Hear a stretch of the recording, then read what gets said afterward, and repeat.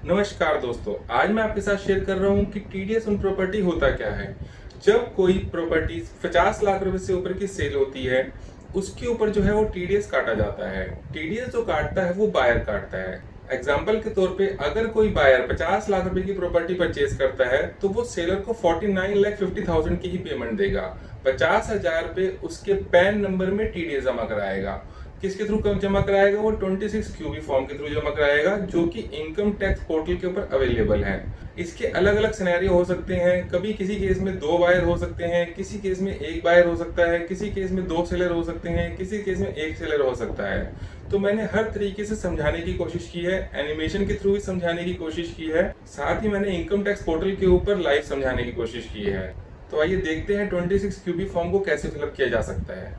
तो चलिए एग्जाम्पल से समझते हैं। एक प्रॉपर्टी को हस्बैंड वाइफ सेल करना चाहते हैं। हस्बैंड का नाम है राहुल और जो उनकी वाइफ है उनका नाम है अंजलि। इनको हम सेलर कहेंगे क्योंकि ये जॉइंट प्रॉपर्टी है और ये दोनों ही सेल करना चाहते हैं। इस बारी जो हमने पर्सन लिए हैं वो राम श्याम नहीं लिए। बहुत साल से सुनते आ रहे हैं कि राम ने और श्याम ने अपनी प्रॉपर्टी बेच दी, राम ने और श्याम ने ये कर दिया। शायद अभी तक उनकी प्रॉपर्टी शायद बिक चुकी होगी, इसलिए हमने इस बारी नए करेक्टर लिए हैं। अब इनके पास 2 पर्सन आते हैं जो इनकी प्रॉपर्टी को परचेज करना चाहते हैं। एक तो है प्रेम और दूसरा दूसरा जो है वो प्रेम की मदर है जो इनकी प्रॉपर्टी को परचेज करना चाहते हैं। इनको हम बायर्स के नाम से लिख लेते हैं कि ये बायर्स हैं। अब इन दोनों के बीच में एक प्रॉपर्टी की डीलिंग होती है जिसकी वैल्यू है 1 करोड़ रुपीस, यानी कि 1 करोड़ रुपए। तो जो अब इस प्रॉपर्टी की वैल्यू है वो है 1 करोड़ रुपए। इसका मतलब इसका जो 1% हुआ उसका 1 लाख रुपए हमें जो टीडीएस है वो जमा कराना पड़ेगा। मान लेते हैं कि अगर इस प्रॉपर्टी की वैल्यू 80 लाख रुपए होती तो दोनों का जो टीडीएस है वो 40-40 आता।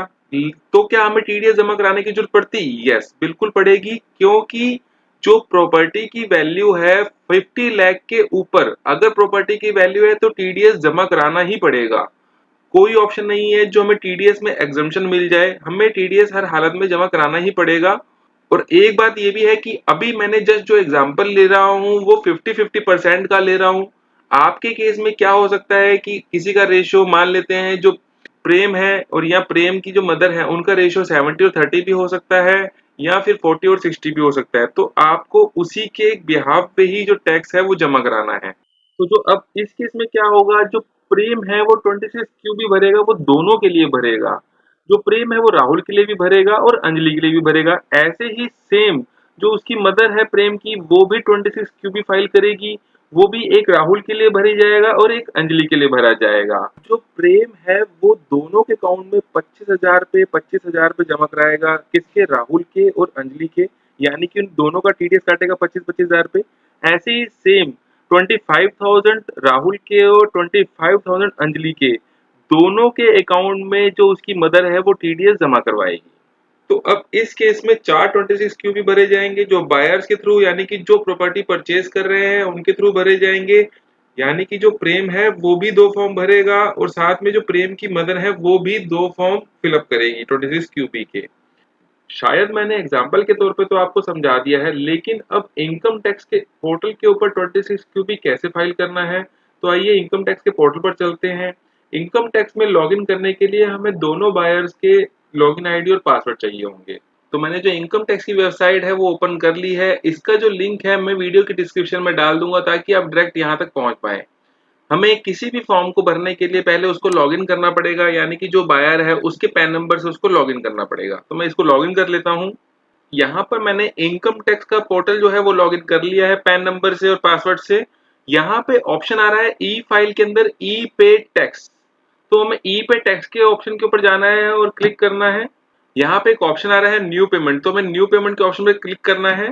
थोड़ा सा ड्रॉप डाउन करने के बाद यहाँ पे एक ऑप्शन आ रहा है 26 QB TDS on sale of property. तो यहाँ पे हम इस पे प्रोसीड पे क्लिक कर देंगे। इसको 4 पार्ट में डिवाइड कर दिया गया है।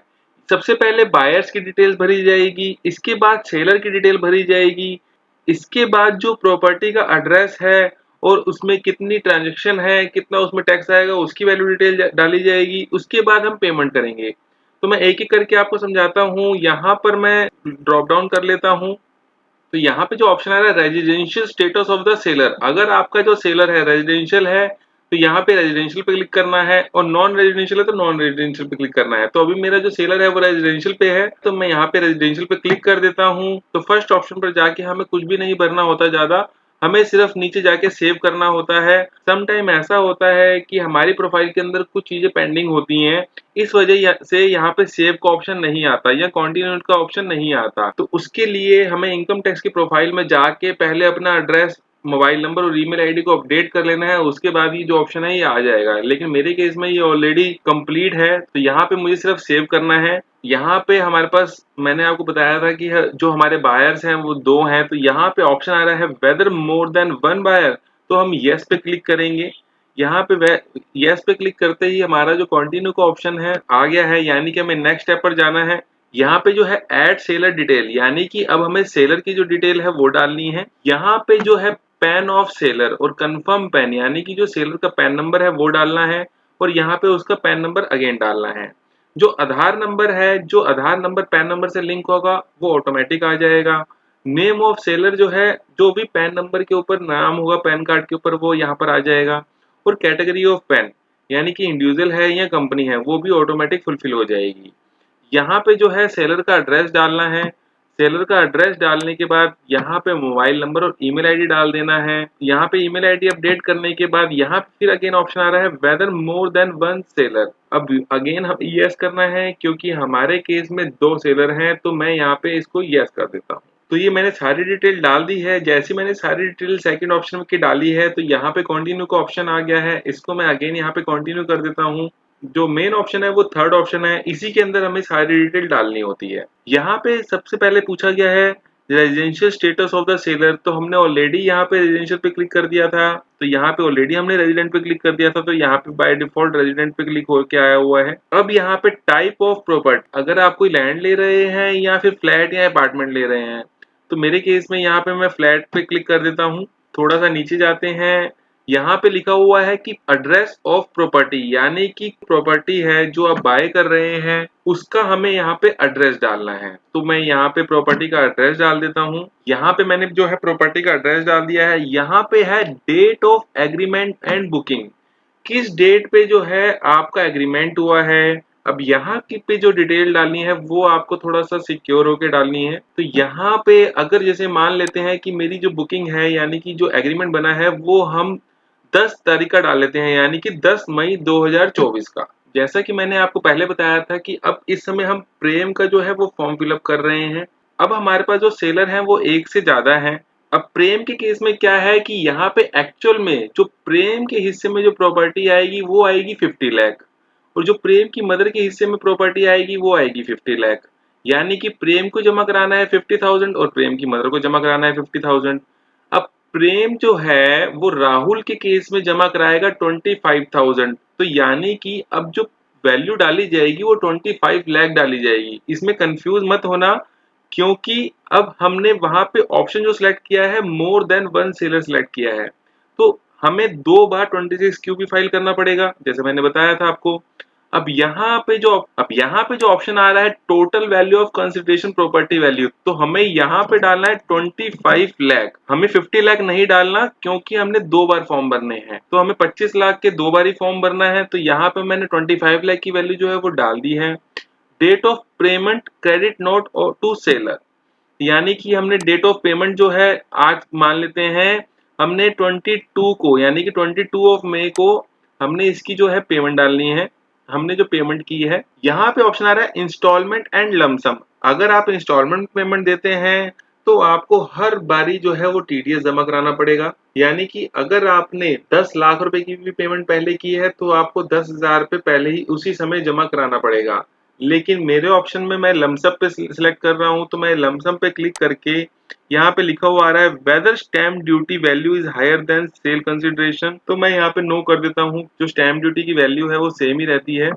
यहाँ पे total amount paid credit previous instalment, अगर आपने यहाँ पे इंस्टॉलमेंट का ऑप्शन सिलेक्ट किया है तो ये वाला ऑप्शन जो है वो एक्टिव हो जाएगा, और यहाँ पे आपको बतानी पड़ेगी कि आपने कितनी इंस्टॉलमेंट की पेमेंट जो है वो ऑलरेडी कर चुके हो। तो अगर आपने मान लीजिए 10 लाख रुपए करी है तो यहाँ पे 10 लाख की वैल्यू डालनी पड़ेगी, उसके बाद ही हम आगे डाल पाएंगे।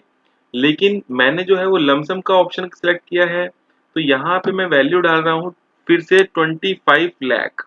और यहाँ पे देखना total stamp duty value of the property. तो यहाँ पे आपको स्टैम्प ड्यूटी की वैल्यू नहीं डालनी, यहाँ पे आपने डालनी है प्रॉपर्टी की वैल्यू जिसके ऊपर आप ड्यूटी पेड करेंगे। यानी कि मैं 25 लाख की पेमेंट के ऊपर 25,000 की जो है वो ड्यूटी पेड करूंगा। तो यहाँ पे ऑप्शन देखिए 25 लाख मैंने डाला है, वहां पे 25 लाख आ गया है। यहाँ पे ऑप्शन आपको 25,000 डालना है जो टीडीएस अमाउंट है। 25,000 डालने के बाद यहाँ पे आपको सिर्फ कंटिन्यू पे क्लिक करना है। जैसे ही आप कंटिन्यू पे क्लिक करेंगे तो ये जो सारा फॉर्म है वो फिलअप होके आ जाएगा। यहाँ पे आपको नेट बैंकिंग से या आपको किसी भी मोड से आप पेमेंट कर सकते हैं, डेबिट कार्ड या फिर बैंक काउंटर पर जाके या आरटीजीएस या एनईएफटी आप कुछ भी कर सकते हैं। यहाँ पे आपको सिर्फ पेमेंट का ऑप्शन सेलेक्ट करना है और उसके बाद पेमेंट करनी है। फॉर्म फिलअप होने के बाद हमारे पास कुछ इस टाइप का फॉर्म जो है वो फिलअप हो जाएगा। यहाँ देखिए लिखा हुआ आ गया है सेक्शन 194(1)A फॉर्म 26QB। और जो इसकी पेमेंट है वो आइडेंटिफिकेशन नंबर है, किस डेट को फाइल हुआ है, क्या पैन नंबर से हुआ है और किस, यहाँ पे पेमेंट डिटेल्स आ जाएंगी। यहाँ पे बायर्स की डिटेल, सेलर्स की डिटेल, इसके बाद सेकंड पेज पे जो प्रॉपर्टी है उसकी डिटेल्स आ जाएगी और कितना आपने टीडीएस जमा कराया है वो सब यहाँ पे आ जाएगा। ऐसे ही हमें प्रेम के अकाउंट से एक और फॉर्म फिलअप करना है जिसका 25,000 और टीडीएस जमा कराना है। फिर हमें प्रेम की मदर का अकाउंट को लॉगिन करके इनकम टैक्स का दोबारा से 25,000 का टैक्स हमें जमा कराना है। मैं आशा करता हूँ कि आपको मेरी वीडियो पसंद आई होगी। अगर आपको मेरी वीडियो पसंद आई है तो प्लीज लाइक शेयर जरूर कीजिएगा और अगर आपका कोई क्वेश्चन है तो आप प्लीज कमेंट में डाल के पूछ सकते हैं। Thanks for watching.